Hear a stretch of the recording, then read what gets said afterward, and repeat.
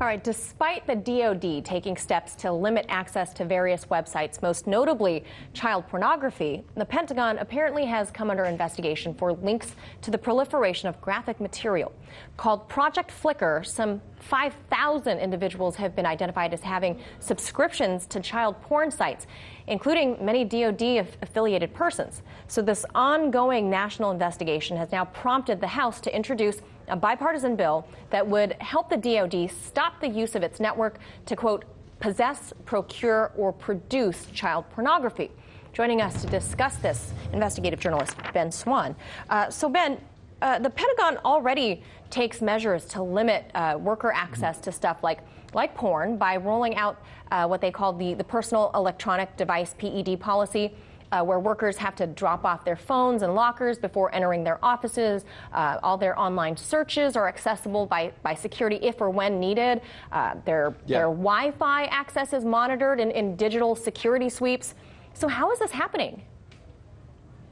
Well, it's happening because even though there is a certain amount of limitation on access, those who are working in the Department of Defense, clearly it appears to be thousands of individuals in the Department of Defense, are finding ways around this, specifically by using the Department of Defense IP addresses and also apparently peer-to-peer sharing within the department's network. So this study that was done on this issue, and it is pretty horrifying, Manila, to consider this. It shows that the Department of Defense ranked 19th out of almost 3,000 networks in terms of peer-to-peer sharing of child pornography. That is absolutely incredible. This bill attempts to essentially say, look, we're not doing enough to stop it from coming in, but we're also not doing enough in the Department of Defense to go after those individuals who are being recognized as the ones who are perpetrating this. So Congresswoman Abigail Spanberger is the co-author to this bill. She said this, quote, the notion that the Department of Defense's network and Pentagon-issued computers may be used to view, create, or circulate such horrifying images is a shameful disgrace and one we must fight head-on. Now, the fact that the Pentagon workers, be they civil or military or otherwise, already submit to a gauntlet of daily scrutiny just going in and out of work, is it fair then to the tens of thousands who are completely innocent to further allow that much more government intrusion into their digital devices or the things that they're dealing with on their computers? Well, remember that what's being talked about here is not an intrusion into someone's personal device or even their home. This is about saying Department of Defense computers are being misused to share, to spread, to access child pornography. And when you step into an office, whether it's a Department of Defense office or it's the offices at RT America, wherever you go into an office, you do not have the right to simply use the technology within that office space however you want, and you certainly don't have the right to use it in a criminal manner.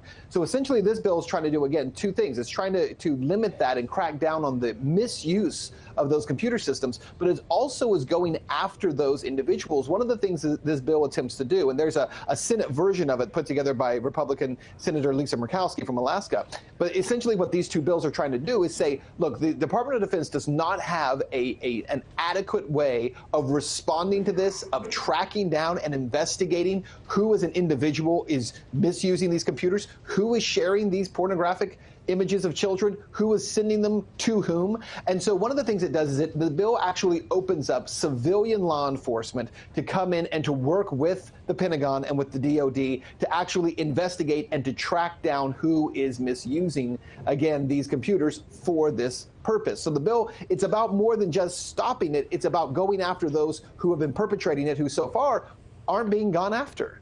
Now, Ben, you and I, obviously, we're both parents here, and this is something that is terrifying, I think, to anybody that is a parent.